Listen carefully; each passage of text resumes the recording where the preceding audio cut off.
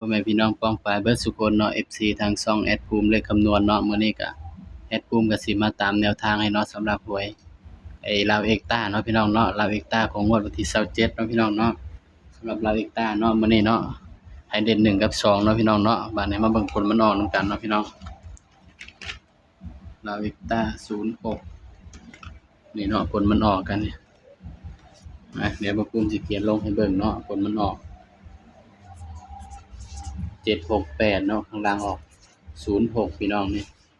สำหรับลาวเอกตามื้อนี้เนาะก็ถือว่าหลุดเนาะพี่น้องเนาะนี่เด่น1กับ2บ่มาเนาะพี่น้องเนาะนี่หลุดเด้อพี่น้องเด้อก็ต้องขอโทษขออภัยเนาะพี่น้องเนาะตัวเลขก็มีเข้าแล้วก็มีหลุดเนาะพี่น้องเนาะเพราะฉะนั้นก็ไปกันต่อเนาะพี่น้องเนาะของวันที่28เด้อพี่น้องเด้อบัดนี้สำหรับลาวเอกตาเนาะพี่น้องไปกันต่อเลยพี่น้องบัดนี้สำหรับหวยลาวเอกตาเนาะวันที่28เด้อพี่น้อง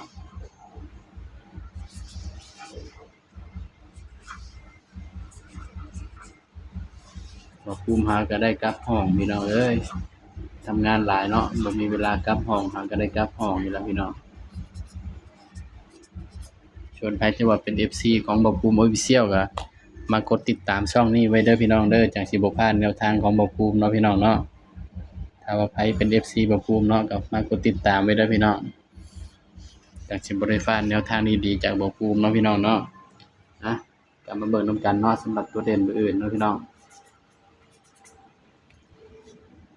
ว่าภูมิใช้เด่นตัวใดเนาะสำหรับลาวเอกตา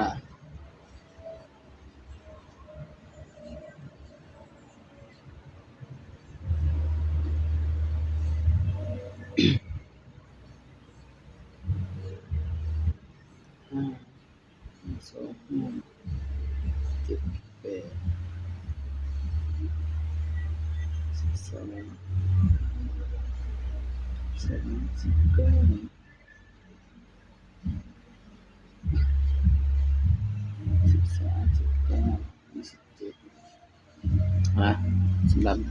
ลาวเอกตาผู้อื่นเนาะพี่น้องเนาะสำหรับตัวเด่นเนาะก็สิให้เด่นตัวเก่าเด้อพี่น้องเด้อ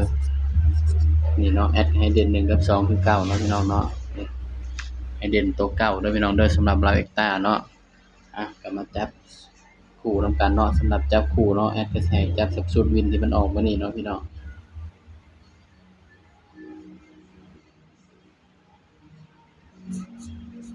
10 1 6 17 18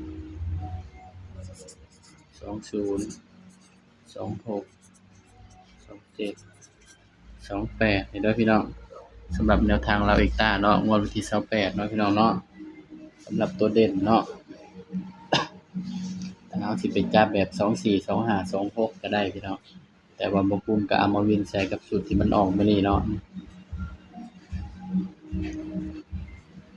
ย้ำว่าตัวเลขก็เป็นเพียงแนวทางเด้อพี่น้องเด้อที่จริงเนาะบ่ภูมิก็อยากได้เด่น3กับ4อยู่พี่น้องเนาะแต่ว่าบ่ภูมิก็บ่ได้เอาไปจับให้เนาะเด่น3กับ4เนาะพี่น้องเนาะถ้ามันออกมาก็จะว่าบ่ภูมิเด้อพี่น้อง4 3 4สำหรับชุด3ตัวเนาะ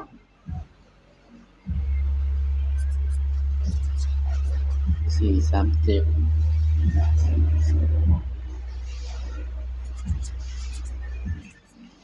เนาะอันนี้คือชุด3ตัวเด้อพี่น้องเด้อสำหรับแนวทาง